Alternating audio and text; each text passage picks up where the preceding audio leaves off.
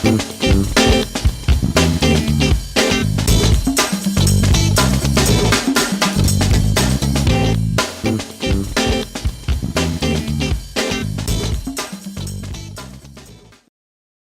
and welcome to JD and Liz Talk. I'm JD. And I'm Liz. On today's show, we'd like to welcome the creator of Jane's World, Paige Braddock. Hi, Paige. Hello. Hello. I love that we're all in different time zones. This is the awesomest thing. So, Paige, um, let's start with the most important thing in the world ever. That's you. So, how did you discover comics, just in general, before you even got into them and said, "This is what I want to do"? How did they fall into your happy little hands? Well, I'm gonna show my age here by saying I actually read the Sunday comics. That's how I discovered I love comics. those. Because I lived in this tiny, tiny town in rural Mississippi, southern Mississippi, that did not even have a comic book shop. So that's my sad tale of how I discovered comics. I actually discovered them in the same exact way. So, what was your favorite? Funny. My favorite when I was a kid was probably a close tie between Peanuts and Beetle Bailey, and it was because Beetle Bailey was such a slacker. I loved him. I don't enjoy that comic at all now as an adult, but as a kid, I was all over it. Yeah, I get that. Because as a kid, I thought that was a pretty funny one too, and I think that those dreams, especially when I became an early adolescent, because he always wanted to sleep. Right. Yeah. Yeah. He was a man after my own heart. He just wanted to sleep and slack off and not do any work. So, you're well known for Jane's World and the Martian Confederacy, and now you're sort of breaking in with novels under your pen name, Missouri Vaughn. How did that evolve for you? I had this story that I had. Oh gosh, I'd been noodling it around for I bet 10 years that was going to do as a graphic novel, but I never could quite get it off the ground as a graphic novel. And I thought, maybe I should just take all these notes and actually just write a narrative, just write it as a story. And then I thought, maybe I should submit it to somebody. It was kind of just organic how it happened. But yeah, that's kind of how it came to be. And then I had always wanted to use that pen name for something. It was my great grandmother's name. She was Cherokee, full-blooded Cherokee from South Georgia, actually. Oh wow! And it just gave me a little bit. Using the pen name gives me a little bit of a buffer between all my comics work and sort of this new venture. So that's kind of how that happened. How are you enjoying that process of branding Missouri Vaughn? That has been really fun, actually, because I find that because my day job, I have this day job where I work at at Charles Schultz's studio in California. Right. And that's really all ages material. So I find that there are things under my Missouri Vaughn brand that I can say or post or whatever that I can't do in my regular life. Not that I'm doing crazy, I don't know, crazy stuff, but you know what I mean, like more adult themed, I guess. I'd say you're not running around in assless chaps, but you could if you wanted. But I could if I wanted to on the Missouri Vaughn site, yes. Awesome. So, in terms of the process of putting this together as a novel, how are you enjoying that, and how are you finding that in terms of the different eases and the different difficulties in doing that? Well, it was I just got back from this writer's retreat. I ended up signing with Bold Strokes Books, and they hosted this writing retreat, which was really, really good, but it sort of cast in stark relief the difference between doing graphic novels and writing a book. Because, for example, there was a lot of discussion about point of view and sort of the mistakes writers make, in establishing point of view in a book. And I thought, wow, in comics, that's really easy. You just write the words, draw a balloon around it, and point it at the person's head who's speaking. So there's no ambiguity about who is talking, And the other thing I've noticed is there's cheats in comics because you don't have to describe everything. You can show it, But in words, you sort of have to paint the picture with words instead of with the drawings. So it's just sort of using a different muscle. Yeah. Well, that's exactly one of the big things they say in writing is show, don't tell. But the thing is, you are in fact sculpting with words, and it's a funny thing because a lot of people think telling means doing that, describing everything, but there's a difference between using your words to show and then using your words to just give a list of attributes. Yeah. Yeah. What do you, as a visual artist, do you feel that sight is the most predominant sense in the things that you're writing in prose form? No, you know what's interesting to me is if I'm writing a scene, I was talking to somebody about this the other day. I don't make a lot of notes on paper about the scene. I sort of visualize the scene first, and then I try to describe my visualization, which may be not the way most traditional writers write. I don't know that, but to me, it's all the senses. It's like if my character's in a room, what is the room feel? What's the temperature of the room? How does it smell? How does the light filter in through the windows? Like all these things that I wouldn't even be able to show in a black and white comic. I might be able to show if it was full color, but not in the same level of detail that you can in a narrative. I don't know if that answers your question. No, no, it does. No, it does. Like I'm doing this documentary series and on writing, and that's one of the things that we ask. Like what that I personally ask is, what is your most predominant sense as a person, and is that the most predominant sense in your writing? And so sometimes, some people love writing about food. Like Georgia Beers has some great food in her stories, and JD has obviously some great music in there, and that kind of vibe. So I was just curious about how that develops for you. You said I never really thought about it, but I think lighting must be one of mine. Like I pay attention to like the way light filters in, or the way things are, highlighted, or what objects look like depending on the lighting at a particular time of day. That sets mood. That goes right to setting mood and scene. That's probably the artist. That's probably the artist part coming out. Mm-hmm. I know that. Because when I tell. Go ahead. Sorry. Oh, I was just say when I tell I had this friend of mine who was trying to learn to be a better illustrator, and I remember I used this example of we were at a diner, and I had this one of those sugar containers that has the silver top on it. It's like glass at the bottom and silver top. And I said, Classic. I was like 99.9% of art is learning to see. So I set the thing in the middle of the table and I said, okay, look at it. And he goes, yeah, it's like glass with a silver top. And I go, no. Look how you can see the ceiling fan reflected in the silver and it's spinning. And look how the glass creates this invisible barrier between the edge of the glass and the sugar, and how that, like, I started pointing out all these details, and he's like, holy shit, I never really looked at sugar containers before. It was kind of funny. But it's true. It's all about that deeper view, which is what we're doing when we're telling a story, no matter the medium that we're using to tell a story in. At least I hope that's what we're doing. That's what we're trying to do anyway.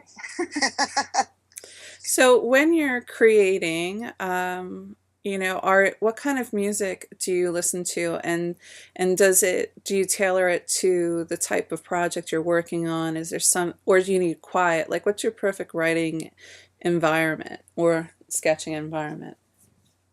This is a very interesting question, and I've been thinking about this lately because I've noticed about myself, and especially when I started writing the books under the Missouri Vaughn pen name, because I'm like in the second book now, but I tend to create playlists that would be the movie soundtrack if the story was turned into a movie. Oh, that's so cool. Is that funny? And I would just listen to it, like it creates a sort of mood or a tone, and I'll just listen to it over and over and over and over again. I cease to hear the words, so it's almost not listening to anything, but the minute I sort of put the headphones on and have that soundtrack, I'm transported to the place where this story is unfolding, Do you have like a particular song? Like what's on your playlist? Like what's one of your favorite songs that you like to listen to? So when I start the soundtrack, the first song I play to like put me in the space is this song. The title is "The Beginning of Anne," and it's from Fay Wolf. It's a really good song. What kind of music is it? I don't know what that would be called. Is it maybe alternative? I don't know. Do you know Ashley Chambliss? She's similar singer songwriter, but Fay Wolf has a much sexier sound, I think. It's not something I'm check it to out. look up. Yeah, she's really good. You should check it out. So, what would you say is your creative superpower? What kind of aspects of the process do you like most or the least? Like, what drives you? That is a tough one. That's my job. I'm here to stump my guests. Yeah. Maybe my superpower is to be able to defeat inertia. Because I have a lot of friends that really struggle with just getting projects off the ground, Mm-hmm. and I just don't let myself do that. I just kind of push through, Mm-hmm. Defeating inertia in one single bound. Yeah, that's right. One cup of coffee at a time. They should be mainlined. When I wrecked my car, the cop was like, were there any passengers in your car? And I go, yeah, a fresh espresso, and it's gone.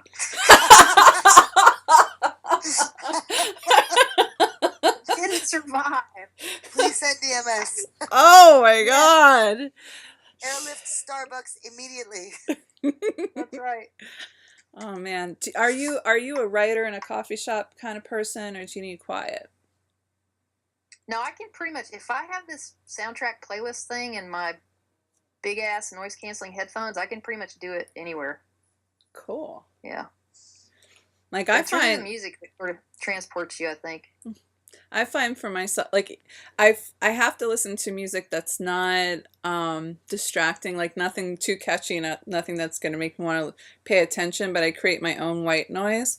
But I find that if I'm like in my favorite coffee shop, like Think Coffee, which is in New York City, I can write for like 6 hours, as opposed to like when you're in the house, it's easy to get kind of distracted and, doing tasks or other stuff. And for some reason that place really works for me. Yeah, me too, especially when you're just trying to get the story on paper, like you're trying to get like the first draft down, just tell the story, sometimes for the deeper sort of level 3 reworking of it, I have to be somewhere else, but yeah, because I have to sit there and go, what was I trying to say here, man? What was I thinking when I wrote this? What was I thinking? It was so clear to me in that moment that... You ever find yourself going, was I drinking? What was I thinking? Really, was I thinking or drinking? I can't tell. I need to rewrite this. For me, I've worked with so many deadlines and whatnot. And Paige, I'm sure you get this. That you just, when it has to get done, it just gets done. It doesn't matter if it's quiet, if it's noisy, if there's hordes of screaming barbarians at the gate and offering you coffee. It's gonna get done, and that's it. Right. It just, the rest of the world gets knocked out, but still having a soundtrack is nice. Do you, as a visual artist, do you ever get writer's block? Like when you're working on? Not really, but you know what? What I've noticed is, and I've talked to other friends about this, sometimes when people get writer's block, they try to force themselves out of it, and I kind of just have to move away from the project. If I'm feeling sort of stuck, I just have to move away from it, and I feel like it sort of disrupts the rhythm of your brain or something, and I'll maybe pick up another project that I'm working on so that I'm not even thinking about the one that I'm stuck with, Mm-hmm. and then if I just don't force it, it'll sort of move forward on its own, My pop-up, like he has a lot of pop-up-isms. He's one of those quiet guys who doesn't say much. But when he says it, it has meaning, and he says, Liz, don't force anything. And whenever I have broken his rule... That's good advice. Whenever I've broken his rule, like one of the most vivid moments when I've broken his rule is like, in our shower, like this is years ago when I was a kid, like the four tines for like the hot or the cold. Well, one of Yeah. them was not closing off completely, so I got stupidly pliers and I managed to break the fixture. And it's like you can't go to a child and goes, "Do you realize how old this fixture is? We can't replace this. They don't exist anymore." But all I could think of when I was broken and I'm trying to figure out how I'm going to tell my dad is my pop-up told me, "Don't force anything." I like his accent. And that is really how he sounds. Yeah, it's like he taught us all how to drive, and when when you stop the car, I shouldn't move, you know, like teaching us how to brake at a stop sign or a traffic light. He's like classic. He was unflappable, even if you were doing something very dangerous when you're trying to drive. You're like, "What are you doing? What are you doing? Stop, pull over. All right, what were you trying to do? Don't do that again." Now I've got a question for Paige. Paige, first time you drove. I don't mean legally necessarily. How was it? And what was it? And obviously you survived. Did everybody else? It was awesome. It was my grandfather's station wagon that he bought at an auction in the back pasture at his farm. And everyone survived, even the cow. Awesome. Oh my God. And did you develop a need for speed after that? Dude, I have always loved cars. I don't know about you, but like I had already picked out. I was 7 when I picked out what my first car was going to be. I mean, I loved cars. What car was it? It sounds so cliche, but it was a Jeep, a CJ5. Awesome. Mine was 57 Chevy convertible, of course. That was my first Jeep car. That's nice. My sights weren't quite that high. What was that? I said my sights weren't quite that high. I wasn't that cool. I wanted 3 of them. I wanted a classic black, a classic red, and then I wanted a black one with a flame job up the sides. Oh, nice. Because 57 Chevy. But then I got a little older, and I decided that my new favorite car was a '69 Stang. Oh yeah. So since then, in my head, I have millions of dollars worth of cars.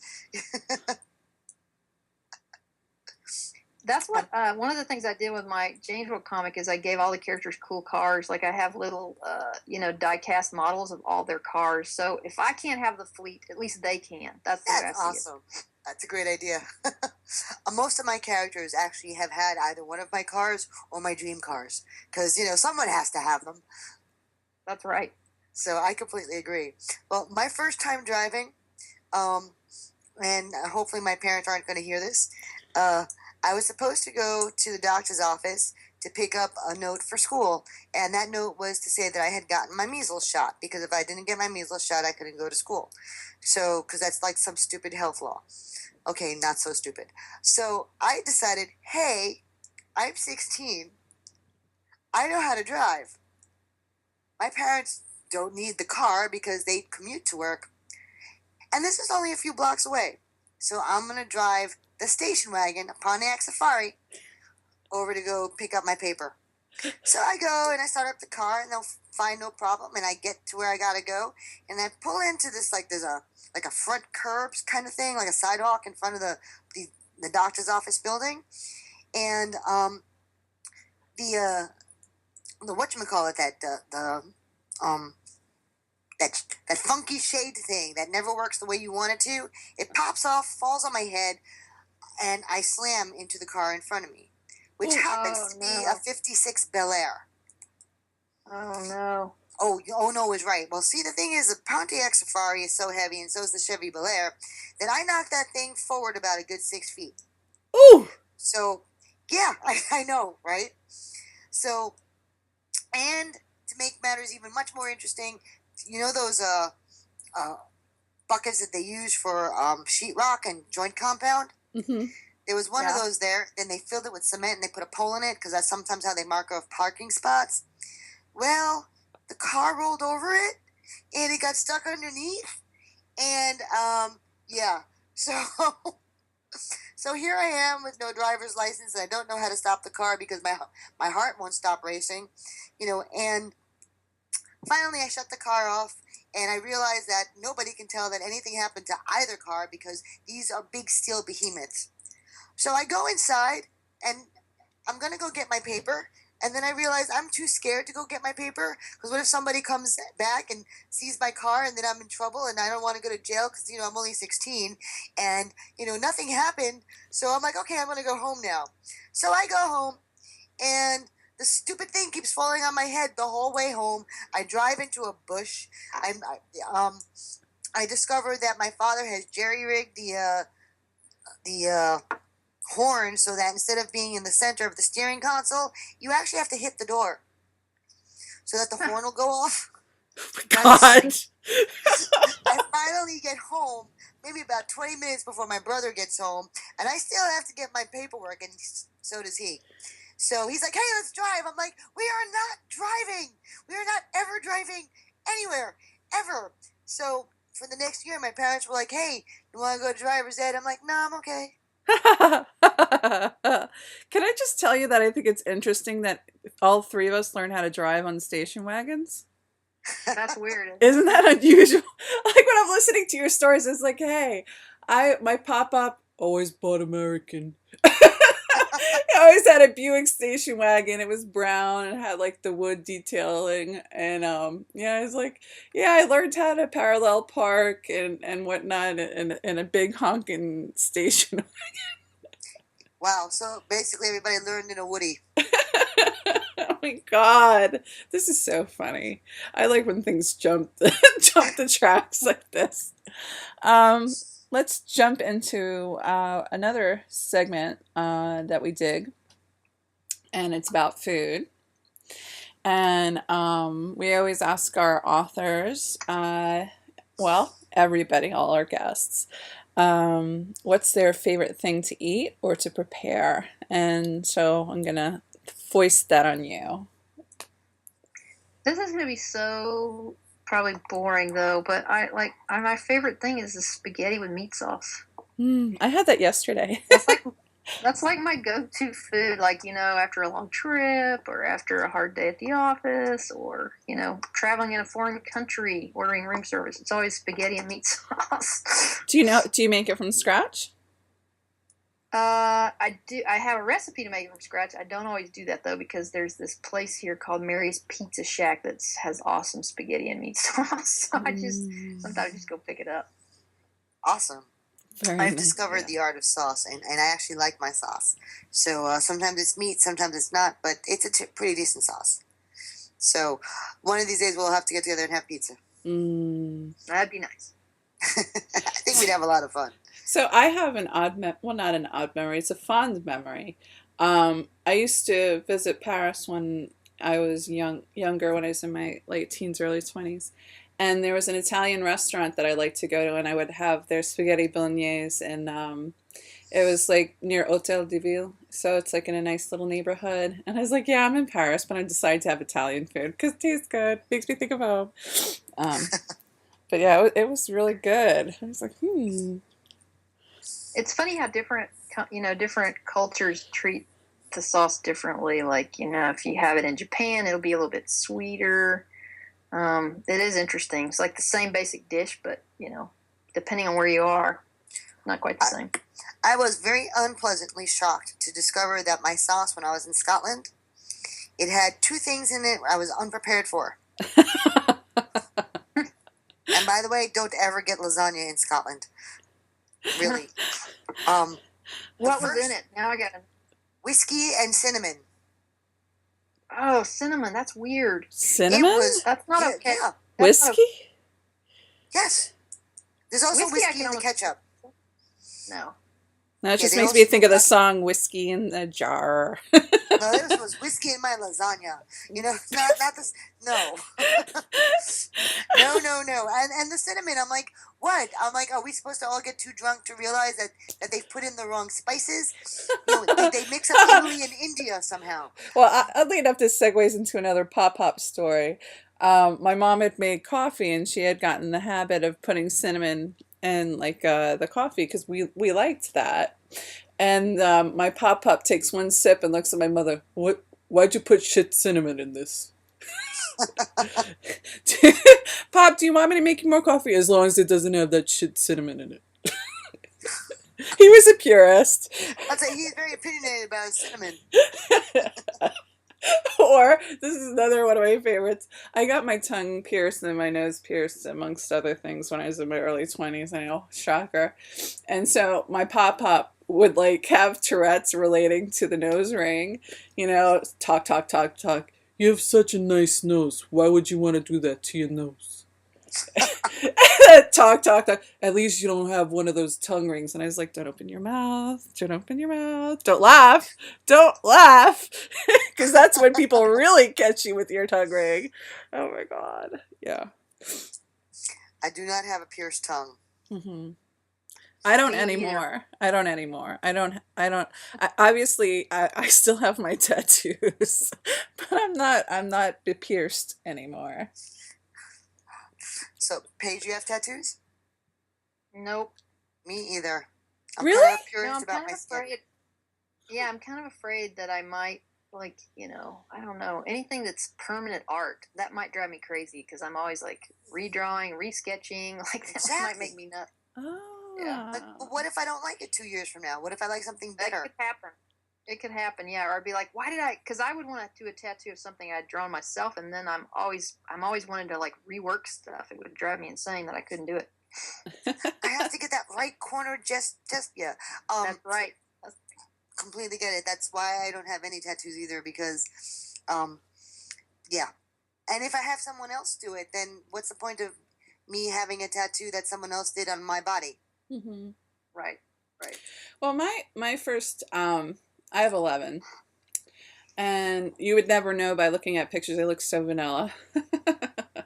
Most of them are my midsection and things that you can't see in formal well, except I got a huge one on my back.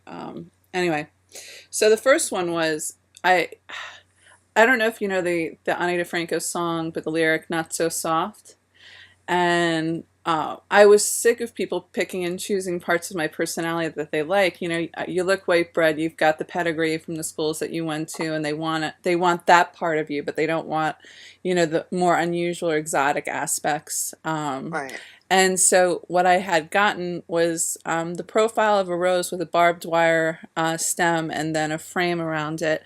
So it's like, it's, you know, I do have this aspect of myself like the rose, but the barbed wire is there too, and you need to accept it all. You know, so that was meaningful to me. And, you know, I dig my tattoos, but I also say that, you know, if I woke up without them, I'd be fine. You know, I haven't got. I admire you for doing. I know I couldn't do it because I would drive myself nuts. Well, I mean, I actually, you know, I think it's a very instructive question because it talks about it does circle back to yourself as an artist and how you're always reshaping. And do you find that you do that even with things that you've published previously? Do you like kind of go back into them or reimagine them, or do you move on? I find that I wish I could do that, and I have actually thought about going back and picking up threads that I've done in previous sort of graphic stories and like retelling them from a different perspective, or you know, exploring them from a different angle, kind of. Yeah, I definitely have the urge, although sometimes I don't have the time to do that. Hmm. Well, Now I'm thinking about spaghetti and meat sauce. Thank you. Sorry. eating spaghetti and meat sauce and I'm a gonna hot go rod to with check. like some espresso ready to go. Oh, Awesomeness. Lordy. So I've got a quick question because I know that we need to wrap soon. Mm-hmm. So Paige, when is the debut work of Missouri Vaughn coming out? When do we get to hold it in our happy little hands? May of 2015, which seems like forever, but the way this year has been flying by, it's going to be here before I know it. Mm-hmm. Yeah, so spring of next year. Awesome. Before that one comes out, though, I have a book coming out in February from this publisher in Kansas City that does sort of mainstream comics, Andrews McMill, and it's a kid's graphic novel called Stinky I've heard about Cecil. this. Yes. It's about a toad. Yes. What is, I'm sorry, about a I lost the toad. title. Stinky Cecil. I've seen some of Because your toad. posted. You gotta share it with Liz so she can share it with the audience because it looks awesome. Oh, and I have a project for both of you. You have to find online images of the hot rods that you mentioned during the show so I can put them into the slideshow for people to enjoy. I like to ask, yeah, that's your little homework. I like to ask our guest, what are some parting thoughts that you'd like to leave our listeners with, either relating to your work as a burgeoning novelist or as a graphic artist? Wow, I don't know. Fight the inertia. It's kind of maybe what I want to say is what you guys said even before we started officially recording the interview, which is why you do this, and it's to support people doing the work, and I try to support small publishers and emerging writers and independent musicians, and it's like, I don't know. I'd say, I guess my parting words would be support your community, support the artists and writers and musicians you care about. I think that's what I'd say. I think you just did. You gotta show the love. Right, yeah, man. Yeah. Spread the love around. Spread the love, and don't forget to give us that recipe for your sauce. I know. I will. Yummy. Yummy.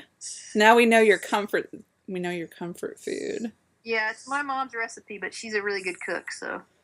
Awesome. Yummy. My mom actually made sauce 2 days ago, and I think I just might have to have some, even though it's almost 9 o'clock at night here. I've really enjoyed our little vignette, our little time together. It's been great having you on the show, Paige. Yeah, thanks, you guys. I've enjoyed the chat. It's really nice. Me too. Thanks, Paige. I've had a great time.